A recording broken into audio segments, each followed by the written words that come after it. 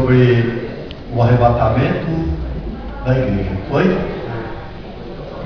E terminamos falando que os que morreram em Cristo hão de ressuscitar no dia da volta de Jesus. E os que estiverem vivos serão transformados no momento de abrir e fechar de olhos, e serão arrebatados ao encontro do Senhor nos ares. Certo? Aí nós concluímos que Jesus volta a esta terra para arrebatar os salvos, resgatar, levar os que se salvaram por sua graça. E hoje nós vamos ver a continuação desse tema. Abra sua Bíblia no Apocalipse capítulo 20 e o versículo 4. Apocalipse 20, versículo 4.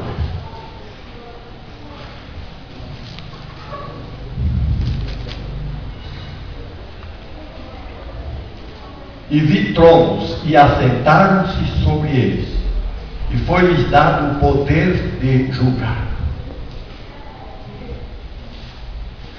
Esse verso está dizendo que logo que os salvos chegarem no céu, vão se assentar em tronos e vão receber uma autoridade de Deus para julgar.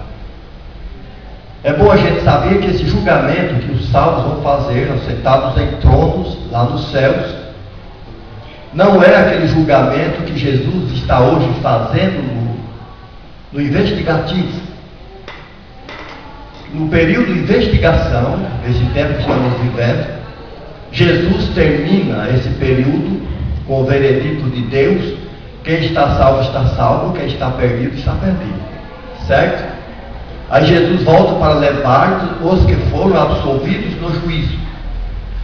Então, o que os salvos vão julgar durante o milênio é um trabalho bem semelhante àquilo que um jurado faz.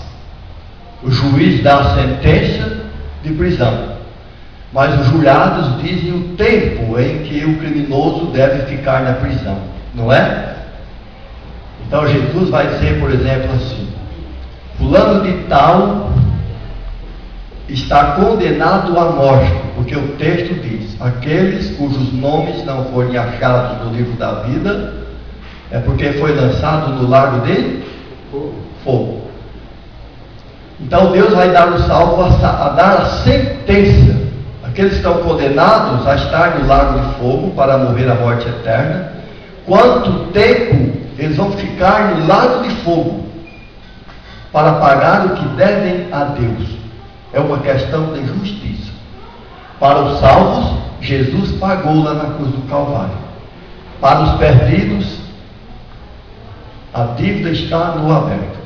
Ficou claro? É bom a gente decorar isso. Estou usando uma linguagem bem simples para ninguém alegar que não entendeu. Então, quando é que começa o milênio? Quando Jesus voltar, quando houver o arrebatamento da igreja, os salvos chegam no céu, se assentam em tronos para participar desta fase do juízo, chamada juízo judicativo. Na visão, João vê algo interessante também. E vi as almas daqueles que foram degolados pelo testemunho de Jesus e pela palavra de Deus, e que não adoraram a besta, nem a sua imagem, e não receberam o sinal em suas testas, nem em suas mãos.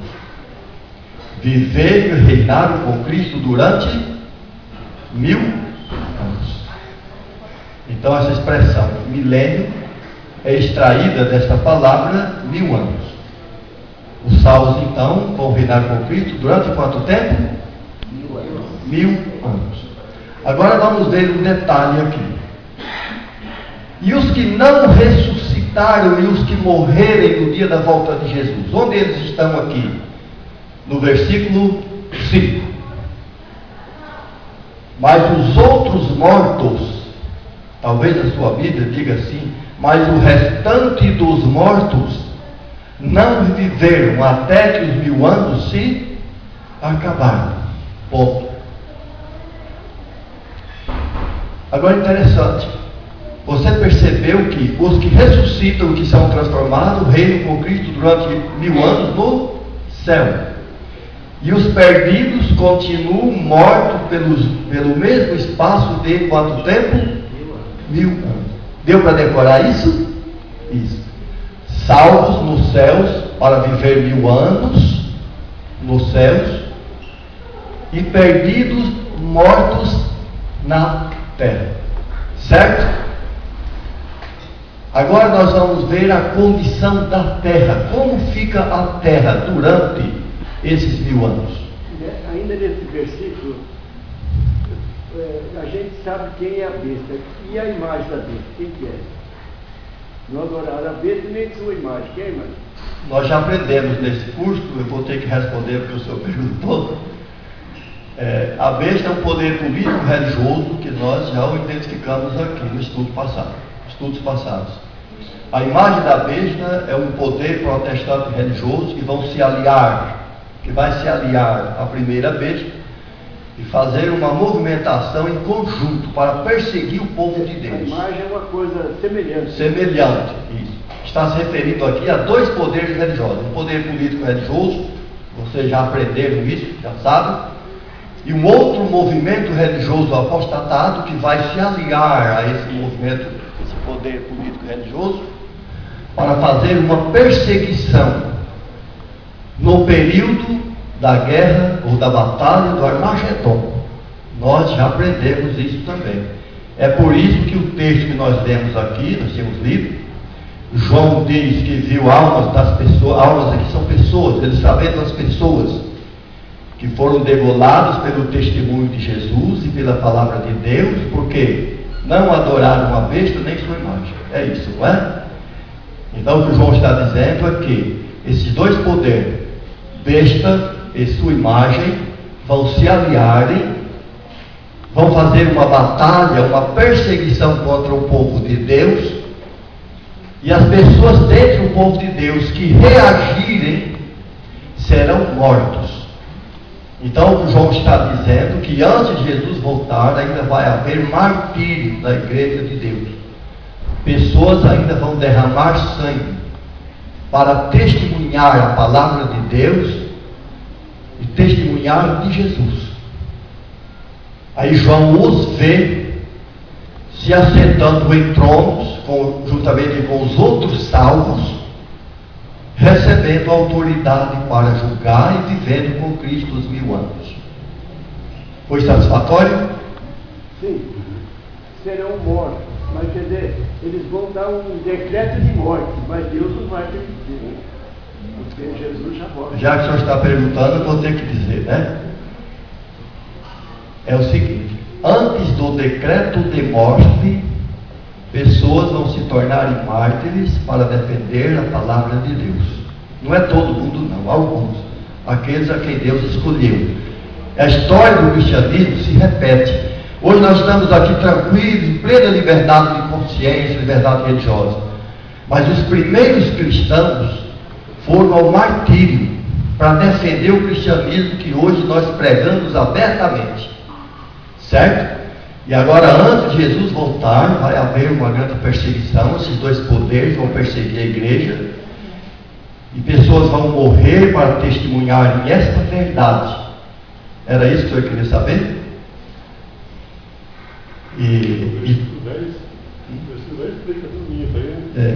Agora, o que é importante aqui nesse tema é que nessa época aí as pessoas morrem, se tornam mártires, mas depois disso, esses 2 poderes vão se organizar e fazer um decreto de morte. Só que esse decreto de morte, para fazer morrer todos os que não receberam o sinal da besta, não vai acontecer na íntegra, certo? Vai haver um decreto de morte, se fizer porque fossem mortos todos que não adorassem a besta nem a sua imagem. Só que nós já aprendemos no decorrer desse curso que nesse período se levanta Miguel, o grande príncipe, que é Jesus, em favor dos filhos do teu povo. Então, como resumo, porque porque nós já aprendemos isso no decorrer dos estudos.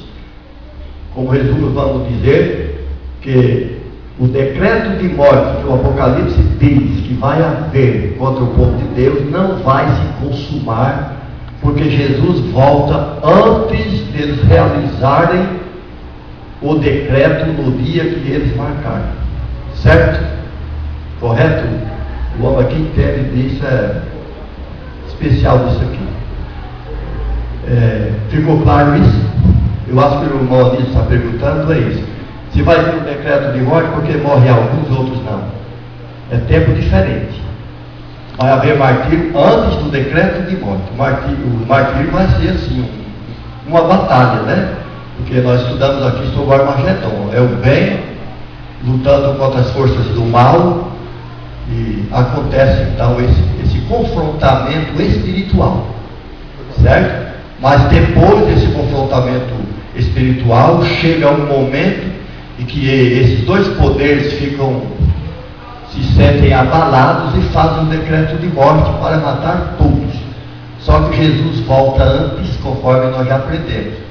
1 Tessalonicenses, capítulo 1, versículo 8 e 9, o versículo 7, diz assim: vós que sois atribulados, descanso conosco, quando se manifestar no Senhor Jesus com os olhos do seu poder. Quer dizer, há um confronto, Jesus volta, liberta o seu povo, arrebata a igreja, e não acontece o decreto de morte. Eles criam a lei, faz o decreto, mas antes de realizar, Jesus volta. E muito bem. Eles fazem a lei, marca a data para a realização do decreto, e Jesus volta antes. Certo? Isso não está dizendo que não venha a haver martírio, que é um tempo antes. Certo? Vamos regular aqui o sentido da mensagem. Quanto tempo os salvos vão reinar com Cristo nos céus? 1000 anos. É interessante eu dizer isso, porque a ideia da população do mundo hoje é que a pessoa morre, vai para o céu e fica eternamente no céu, não é? A Bíblia não ensina isso. A Bíblia mostra que Deus criou o homem na terra. O lugar do ser humano morar é na terra. O ser humano vai morar no céu somente no período de 100 anos, ou melhor, de 1000 anos. Depois dos 1000 anos, eles voltarão para a terra. Certo? Porque Deus vai transformar a terra. Isso é assunto da próxima semana, para encerrar nosso curso. E a gente vai falar disso na próxima semana. Certo? Mas hoje o que eu queria que vocês engatilhassem a mente, porque esse tema é meio complicado para entender, é isso. Eu vou voltar a perguntar para a gente engatilhar o sentido do tema. Quanto tempo os salvos vão morar no céu? 1000 anos. Durante os 1000 anos, o que é que eles vão fazer lá? Vão reinar, participar de um julgamento chamado judicativo. Certo? E os perdidos, onde vão estar os que morreram perdidos durante esses 1000 anos? Mortos na terra. Isso, versículo 5. Agora vamos ver o que vai acontecer com a terra durante o mesmo período do milênio. Vamos lá. Jeremias capítulo 4.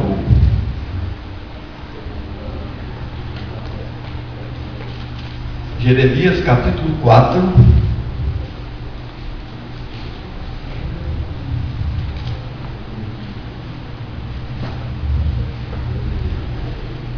Versículo 23 em diante. Aqui nós lemos: observei a terra, e eis que estava assolada e vazia, e os céus, e não tinham a sua luz. Observei os montes, e eis que estavam tremendo, e todos os outeiros estremecidos. Observei e vi que homem nenhum havia, e que todas as aves dos céus tinham fugido. Viram que coisa interessante? Quem está dizendo isso, observei e vi, foi o profeta Jeremias, porque Deus coloca diante dele um quadro em forma de visão, e mostra para ele estes acontecimentos. Aí ele diz aqui que ele observou a terra e viu a terra assolada e vazia, durante esse período do milênio, é lógico. Depois ele observa as montanhas vão estar tremendo. Depois, no verso 25, ele observa se existe gente viva na face da terra durante os 1000 anos. Observei e vi que homem nenhum havia. Está vendo? Durante o milênio não vai existir pessoas humanas vivas no planeta Terra. Até as aves dos céus, ele diz que fugiu, ele não sabe para onde foi, desapareceu. Esse texto está nos provando de que, a partir do momento em que Jesus partir para o céu com os salvos, não fica mais seres vivos no planeta Terra. Deu para entender isso? A vida não continua no planeta Terra, cessa a existência de vida no planeta. Agora ele olha para a terra, que hoje é fértil e produz alimentos. Ele diz no verso 26: vi também que a terra fértil era um deserto, que todas as suas cidades estavam derribadas diante do Senhor, diante do furor da sua ira. Então essa terra que hoje é fértil, produz alimentos, vai parar de produzir, vai virar um deserto. Deserto geralmente é um lugar inabitado e seco. Ele olha para as grandes cidades que hoje existem. Durante o milênio, essas cidades deixarão de existir, serão derribadas diante do furor da ira de Deus. Nós podemos imaginar esta cena e ver que é realmente uma desolação. Agora nós vamos ver o que vai acontecer com o causador de todo o mal no planeta Terra. Vemos aqui os salvos vivendo com Cristo 1000 anos, os perdidos mortos na terra durante os 1000 anos, e a terra vazia durante o mesmo período de 1000 anos. Certo? Voltamos no Apocalipse capítulo 20. Apocalipse capítulo 20, vamos para o verso 1 ao verso 3. E vi descer do céu um anjo que tinha a chave do abismo e uma grande cadeia na sua mão.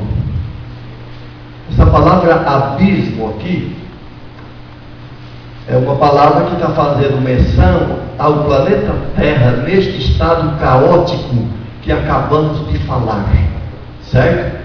Que a Bíblia diz que antes de Deus criar o homem aqui, a terra era sem forma e vazia, e algumas Bíblias dizem que era um abismo.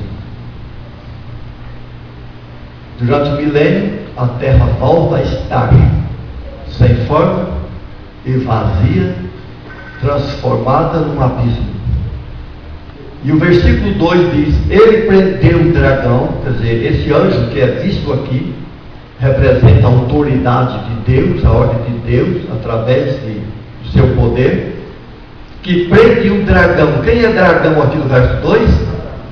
O anjo mau. Então Satanás é preso. Aí ele faz uma identificação para a gente entender melhor. A antiga serpente, que é o diabo e Satanás, e amarrou-o por 1000 anos. Olha, vejam que torna a repetir a frase 1000 anos.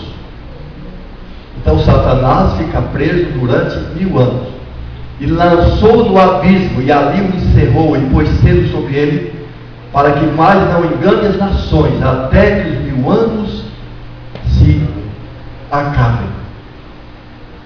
E depois importa que seja solto por um pouco de tempo. Olha, quanto tempo Satanás fica preso? Quando terminar os 1000 anos, o que acontece? Ele fica solto. Como isso é muito discutido no mundo cristão, é bom a gente comentar um pouquinho. Porque alguns comentam assim: Satanás não é um espírito? É. Ele não é um anjo, um ser angelical, um ser espiritual? É. Onde é que diz na palavra de Deus que alguém pode amarrar o espírito? Não existe isso. E por que ele fica preso? Então João está dizendo que Satanás é realmente um ser angelical, ele é o espírito, ninguém consegue amarrar. E por que a Bíblia diz que ele está amarrado? É porque ele vai estar amarrado ou preso pelas circunstâncias que o cercam. Certo? Por exemplo, a pessoa que tem um corpo, pode alguém amarrá-lo. O espírito não se amarra. E por que ele fica preso? Ele fica preso pelas circunstâncias. Entendeu? Vamos dar uma dica. Uma das circunstâncias. Os salvos estão reinando com Cristo no céu. Satanás aqui na terra não tem acesso. Deu para entender? É uma circunstância. Os perdidos que são dele não podem ter acesso a ele, ou Satanás não pode ter acesso aos perdidos, porque eles estão mortos. Então ele fica preso. É como se soltasse qualquer um de nós dentro da grande cidade de São Paulo e todos os seus habitantes tivessem morrido. Então nós íamos andar para cima e para baixo sem encontrar um ser vivente. Então estaríamos vivendo um desespero total. Então é isso que João está dizendo. Satanás vai estar solto pelas circunstâncias que o cercam durante 1000 anos. Ele vai analisar, pensar sobre tudo que ele fez durante todo o período em que a terra existiu habitada. Mas no final do versículo 3 diz que depois ele vai ser solto por um pouco de tempo. E aí vamos completar a ideia do milênio aqui no versículo 7. Vamos para o verso 7. E acabando-se os 1000 anos, Satanás será solto da sua prisão. Olha, um jogo de palavras interessante, né? Depois dos 1000 anos ele fica solto por um pouco de tempo. E confirma aqui que acabando os 1000 anos ele é solto. E o que faz Satanás ficar solto? Voltamos ao versículo 5 para entender melhor. Lembra que nós já temos lido esse verso que fala que os outros mortos, ou o restante dos mortos, que são os perdidos, que não ressuscitarem no dia da volta de Jesus, não vão reviver enquanto não se completar 1000 anos. Então os perdidos vão estar sentenciados a estarem mortos. Quanto tempo? Quando terminam os 1000 anos, o que vai acontecer com eles? Eles vão reviver. Vão ressuscitar. Eles vão ressuscitar. Agora vocês percebem que a Bíblia nos ensina aqui no Apocalipse as duas ressurreições principais. A primeira ressurreição é para os salvos, no dia da volta de Jesus, certo? A segunda ressurreição é para os perdidos 1000 anos depois da volta de Jesus. Ficou claro? Agora vamos imaginar um pouquinho. Quando completa os 1000 anos citados no versículo 7, Satanás fica solto, porque ele olha para a terra e ele vê os perdidos ressuscitando. Aí ele vai ver que volta a existir pessoas de todas as nações ressuscitadas como perdidas na segunda ressurreição. Aí ele vai se sentir solto, porque agora vai ter com quem ele se relacionar. Antes nós lemos um verso que ele estaria preso para não atacar as nações, para não se relacionar com as nações, porque as nações, uma parte são salvos, estão no céu, outra parte está morta. Então ele está preso por essa circunstância.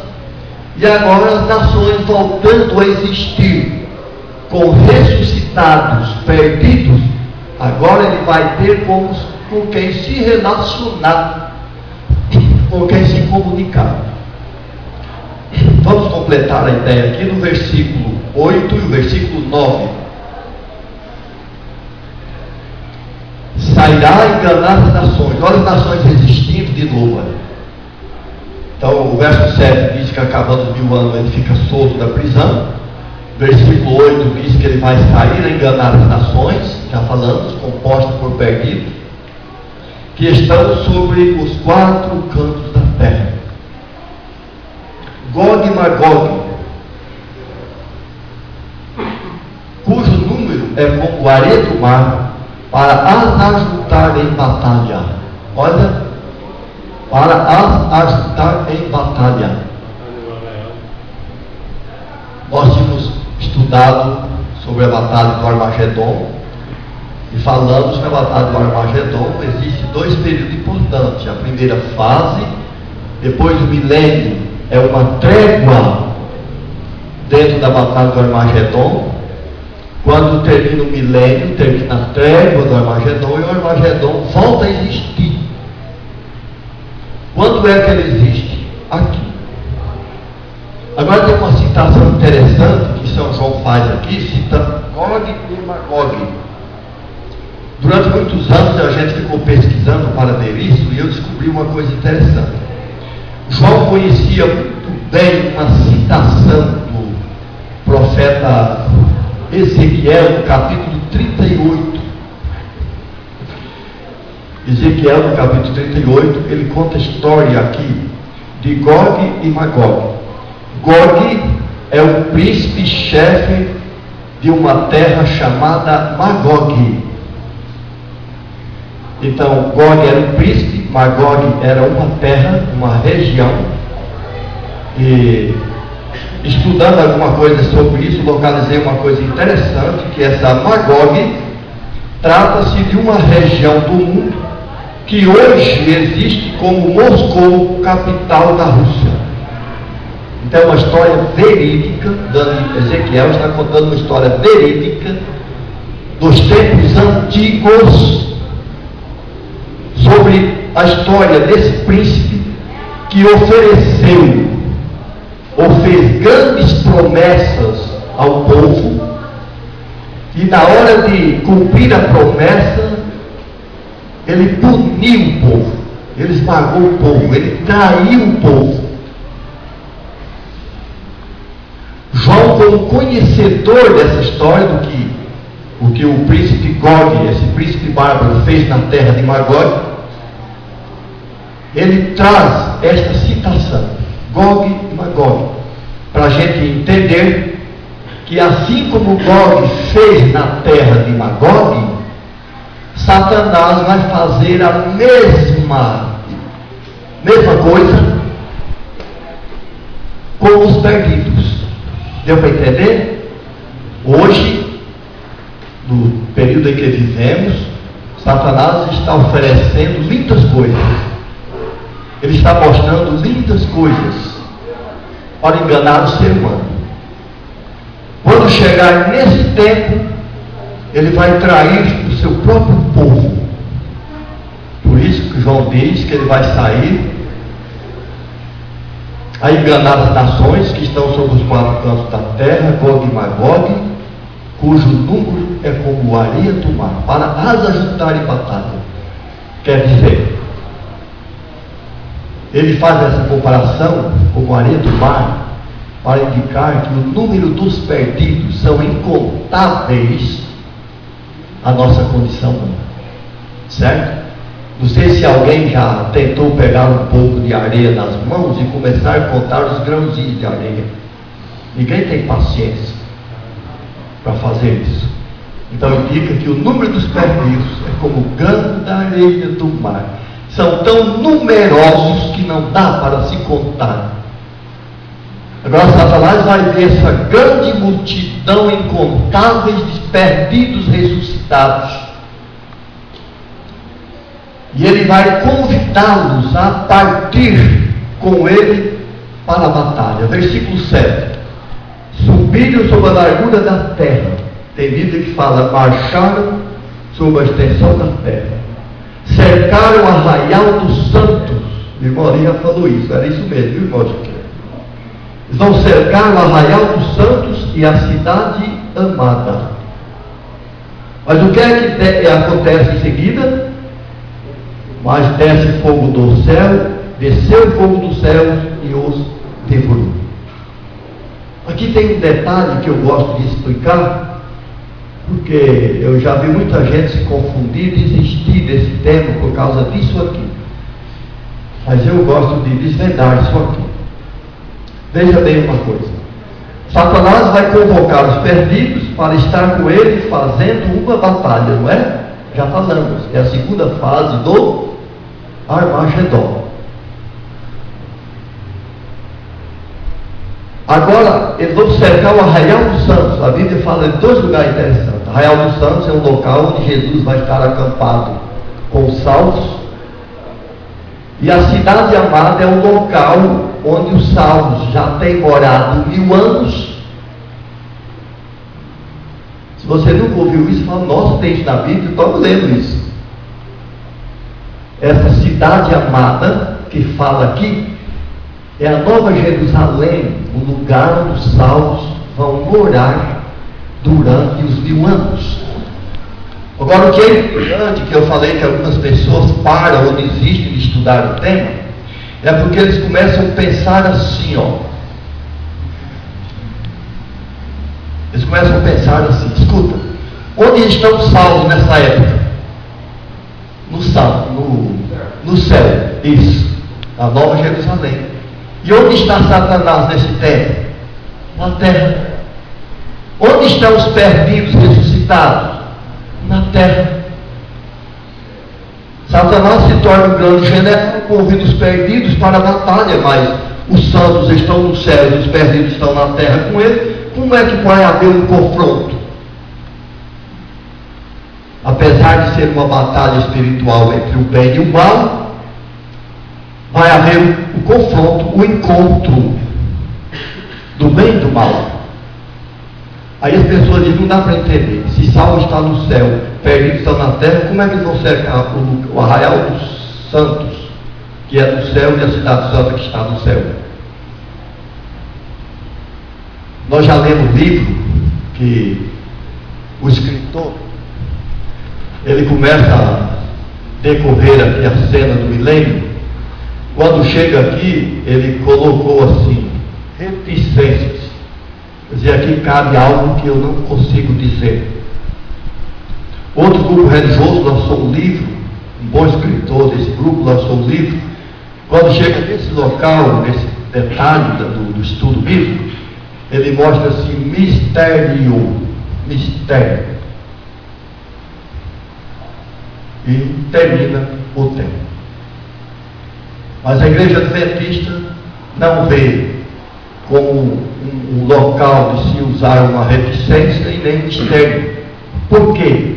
Porque a própria Bíblia explica isso. Vamos explicar isso? Apocalipse 21, versículo 10. Versículo 21, capítulo 21 de Apocalipse, versículo 10.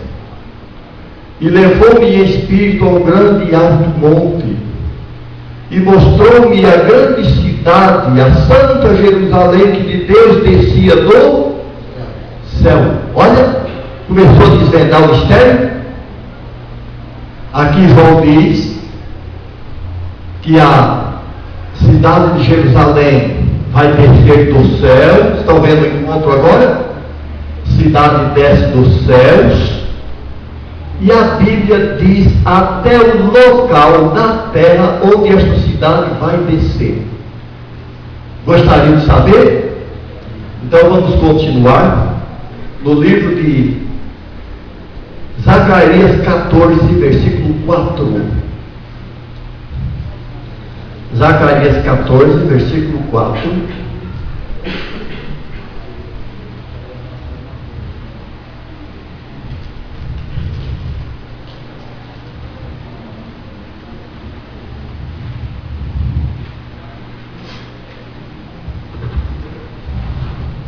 Encontramos o texto, aqui nos é dito assim: naquele dia, esse dia que o profeta está mencionando aqui, irmão, no contexto da Bíblia, é o dia da terceira volta de Jesus.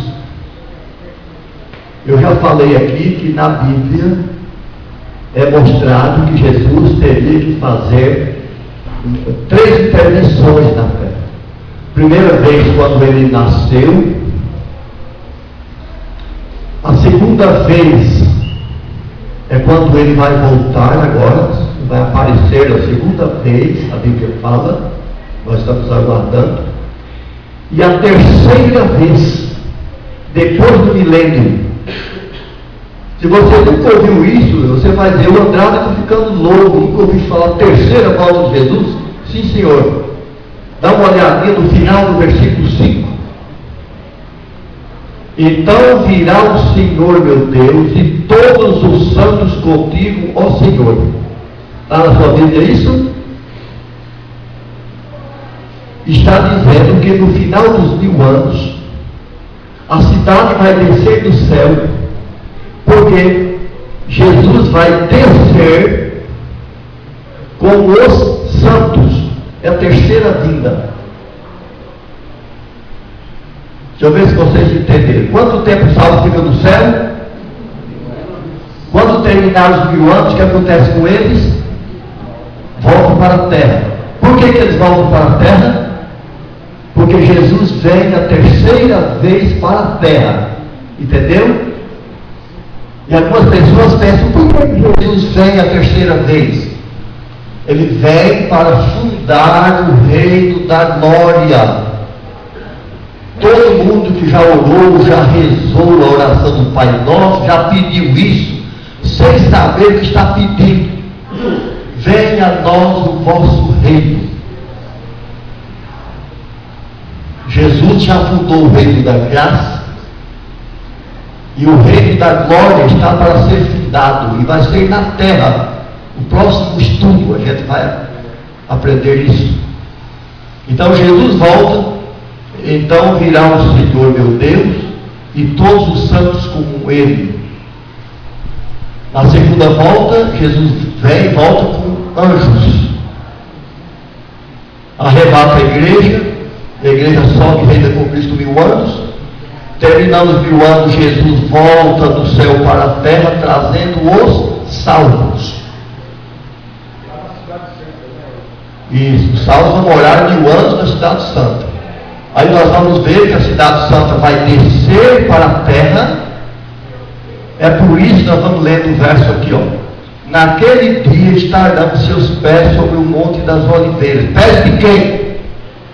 De Jesus. Na terceira vinda, Jesus vai pisar na terra, porque na segunda vez ele não vai pisar na terra, certo? Vai ficar no ar, no espaço. Mas na terceira vez ele vai pisar na terra, e a Bíblia diz onde? Aqui, ó. Que está de frente de Jerusalém, a antiga capital de Israel, ali. Está existindo até hoje ali a cidade, como reconstruída, mas está lá. Para o Oriente, e o Monte das Oliveiras será fendido pelo meio. O Monte das Oliveiras é aquele lugar que você lê na Bíblia, onde Jesus fazia recreação com os discípulos. Quando Jesus se cansava, ele ia com os discípulos para o Monte das Oliveiras orar, descansar, recriar. E a Bíblia está dizendo aqui que aquele Monte das Oliveiras será fendido pelo meio quando Jesus pisar nele. Será fendido pelo meio para o Oriente e para o Ocidente. E haverá um vale muito grande. E metade do monte se apartará para o norte, e a outra metade dele para o sul. Deu para entender? Jesus pisa na terra, o Monte das Oliveiras se abre, aí a cidade que João fala aqui no capítulo 21, desce ali no Monte das Oliveiras. Um dia desse, um casal de estudantes da Bíblia, ele queria saber um porquê, porque ele é acostumado a pregar que a pessoa morre, vai para o céu, fica eternamente. Ele é pregador, vai ficar eternamente no céu. Quando ele viu isso, ele ficou muito admirado, ele estranhou, não é possível isso. Por que tem que ser o Monte das Oliveiras? Alguém gostaria de saber por quê? Se alguém tiver dúvida, se me perguntar em particular, eu vou responder com vários textos da Bíblia. Porque aquele Monte das Oliveiras faz parte de um território que Deus deu para Abraão, Isaque e Jacó. E Deus falou assim para Abraão: esta é a terra que eu vou te dar para você e toda a sua posteridade para a eternidade. Deus deu aquela terra para o patriarca Abraão e seus descendentes. E a Bíblia diz que Jesus, o apóstolo Paulo diz que Jesus é a posteridade de Abraão. Quando Jesus volta a terceira vez para a terra, pisa do Monte das Oliveiras, ele está transformando a terra justamente no local principal onde Deus fala que deu essa terra para Abraão e sua posteridade. Então Jesus vai transformar esse lugar para que ali possa descer a capital do novo mundo, que é Jerusalém. Então, se você é cristão, você aceita Jesus como Salvador, você é filho de Abraão pela fé, porque você crê em Jesus Cristo, o parente, o descendente de Abraão, e você é herdeiro dessa terra.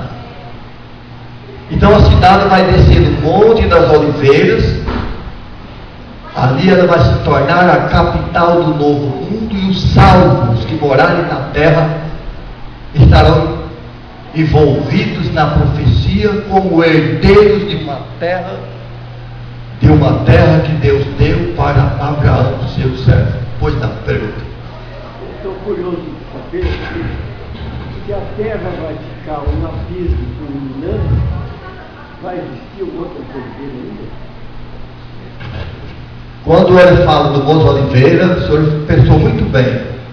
É lógico que durante o milênio, o Monte Oliveira, ele rodou como qualquer outro. João viu os montes tremendos, outeiros estremecendo. Quando fala que o Monte das Oliveiras passará por essa transformação, está falando do local. Entendeu? O Monte Oliveira está no local onde aconteceu a história de Abraão e onde a profecia vai se cumprir. Não importa que ele tenha se desmanchado durante o milênio, certo? Certo? É que o local no universo que Deus deu para Abraão e sua posteridade foi ali onde Abraão existiu, e Deus deu para ele como terra. Ali desce a capital do novo mundo, que é a Nova Jerusalém, certo? Outro detalhe interessante aqui, eu acho que já completou a ideia, né? Vamos para Apocalipse capítulo 20, versículo 9 a 10, para ir terminando o nosso tempo. Apocalipse 20.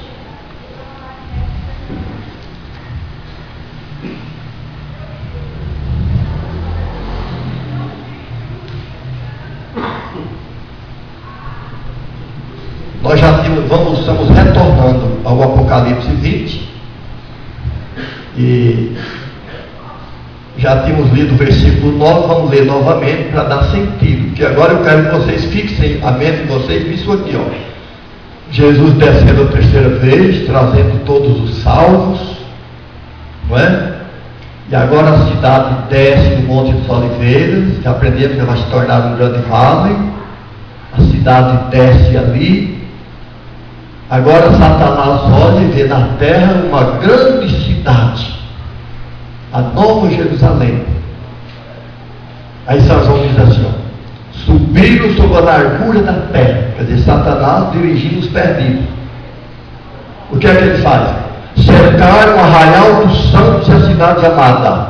Olha, nessa altura, de acordo com as profecias, Jesus voltou com os salvos num determinado lugar que a Bíblia não mostra, só chama de arraial dos santos. E eles podem ver a cidade que desce do céu para o Monte das Oliveiras. Agora Satanás cerca esse local onde Jesus está com os salvos, cerca a cidade amada, onde os salvos vão morar, ou já morou 1000 anos. E o que é que acontece aí? Mas desceu o fogo do céu e os devorou.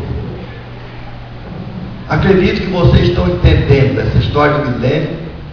Eu acho que é o tema mais importante da Bíblia para o povo de Deus compreender, porque aqui está a revelação do destino do povo de Deus, onde o povo de Deus vai morar eternamente. Pois não.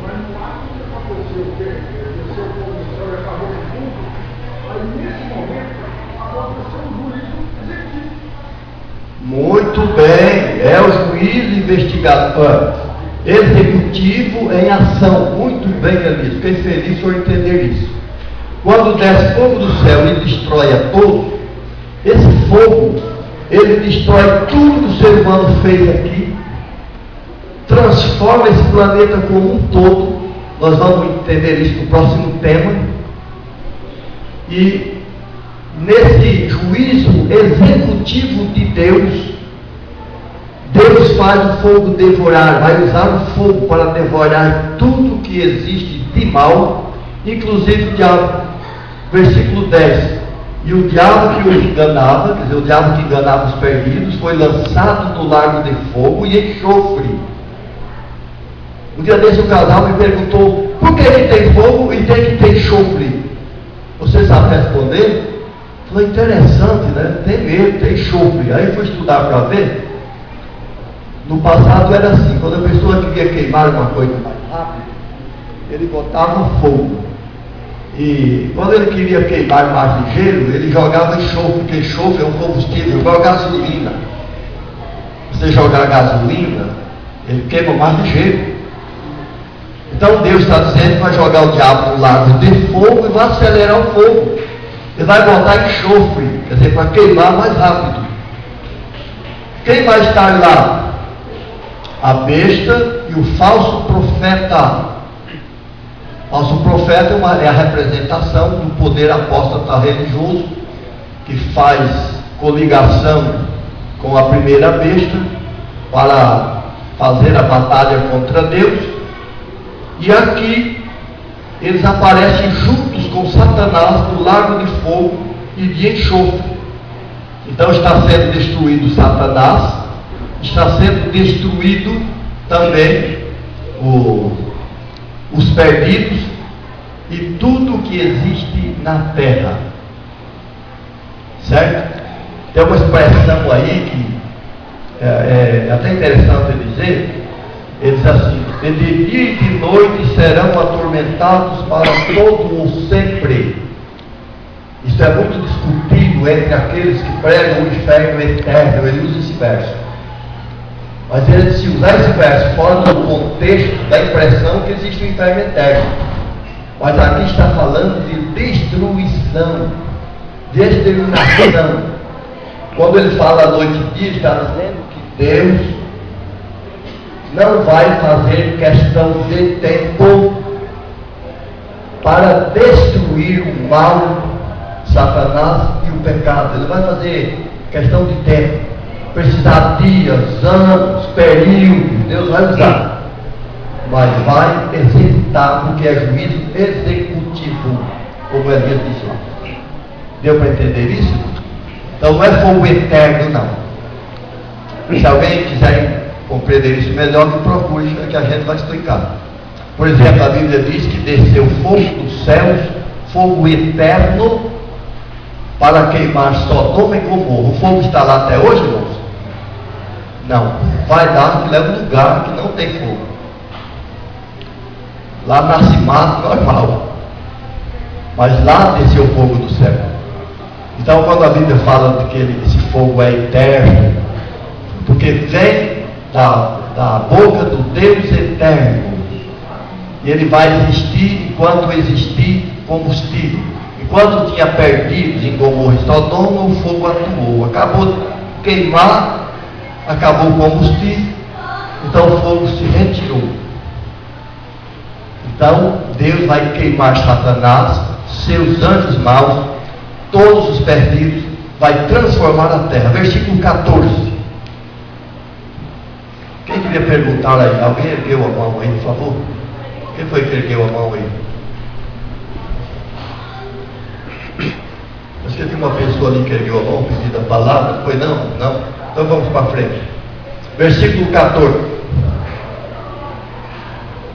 E a morte e o inferno foram lançados no lago de fogo. Olha, nós estamos com o tempo avançado, mas eu posso explicar um pouquinho isso aqui.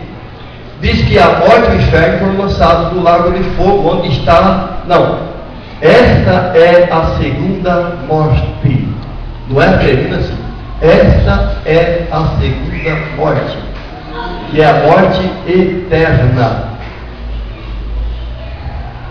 Se a morte e o inferno vai ser lançado no lago de fogo, muita gente pensa que esse inferno é o lugar onde o diabo mora, cheio de demônios, cheio de espíritos de mortos e os demônios torturando. É assim que a cultura brasileira prega?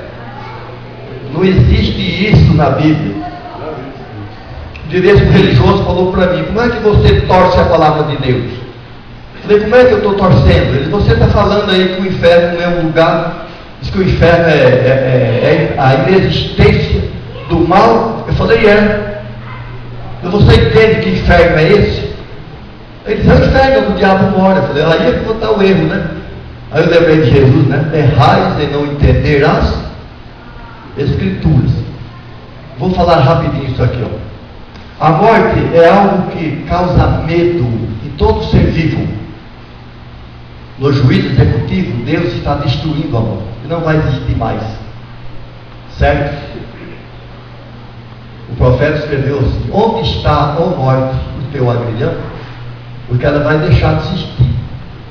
O inferno aqui não é lugar onde o diabo mora, irmãos. O inferno aqui é sepultura.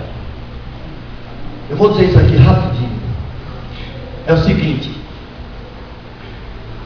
a Bíblia, na linguagem hebraica, no original hebraico, quando fala de sepultura, de cova, local de colocar morto, a Bíblia chama esse local de Seol, certo?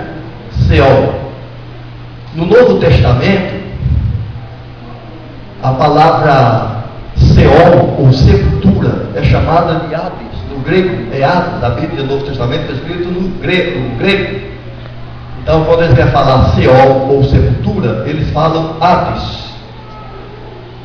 Quando João Ferreira de Almeida foi traduzir essas Bíblias que usamos aqui no Brasil, trazendo do latim para o português, todo mundo sabe que a língua portuguesa é um derivado do latim.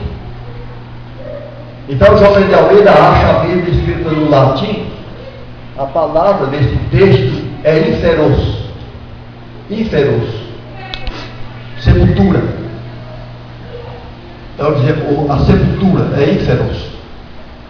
A João Ferreira de Almeida, traduzindo do latim para o português, inferos dá inferno. Legal saber isso? Inferno. Então inferno aqui é sepultura. O que a Bíblia está dizendo nesse texto é que Deus vai pegar a morte, que causa pavor. Ele vai pegar a sepultura, que é o local onde os ímpios acham que ficam escondidos para a eternidade, e lançar no lago de fogo. Quer dizer, vou destruir a sepultura do perdido, onde ele tem o seu esconderijo. Vou destruir o esconderijo dele. O inferno, o ínfero, o Seol, o Hades, a túmulo, a cova, foram lançados no lago de fogo. Aí ele diz: esta é a segunda morte, que é a morte eterna. Jesus falou disso. Toda a Bíblia nós encontramos Deus advertindo o ser humano para se livrar desta morte. Verso 15: e aquele que não foi achado escrito no livro da vida foi lançado no lago de fogo. Certo, irmãos? Paramos por aqui. mas seria bem oportuno a gente usar só um texto aqui, olha. Malaquias capítulo 4, versículo 1, para encerrar nosso tempo. Malaquias 4,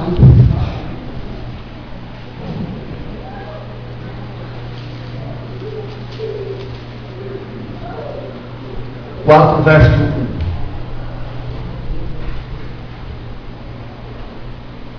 Porque eis que aquele dia vem ardendo como forno. Esse é o dia do juízo executivo. Dia que Deus vai destruir os ímpios, destruir Satanás, vai purificar a terra. Todos os soberbos e todos os que cometem a impiedade serão como palha, porque palha não pode ficar perto de fogo, se queima fácil. E o dia que está para vir, os abrasará, vai abrasar os ímpios. Diz o Senhor dos Exércitos, o Deus Criador, de sorte que lhes não deixará nem raiz e nem ramo. Quem é a raiz aqui? Satanás. E os ramos? Os perdidos. É assim que Deus termina a história da raça humana, exercendo o juízo. Próximo sábado, nesse mesmo horário, estaremos falando sobre o lar dos salvos no reino de Deus. E nós vamos ver os profetas da Bíblia falar que esse fogo que vai descer do céu vai destruir as obras dos ímpios e Satanás. E esse mesmo fogo vai purificar a terra. E a terra vai passar a ser morada dos salvos para a eternidade. Porque Deus criou os seres humanos, não foi para morar no céu, foi para morar na terra. Jesus veio para esse planeta, morrer na cruz, não foi por acaso. Ele veio destruir o inimigo para poder tomar conta do planeta que ele criou e o inimigo evadiu. Então ele vai purificar essa terra, tomar das garras de Satanás, purificar e colocar aqui os descendentes de Adão e Eva. O Espírito de profecia diz que Adão e Eva vão ressurgir como os pais da raça humana, e nós haveremos de vê-los. Legal? Domínio restabelecido para a eternidade. Muito obrigado. Vamos terminar com a oração, o tempo avançou. Vamos levantar.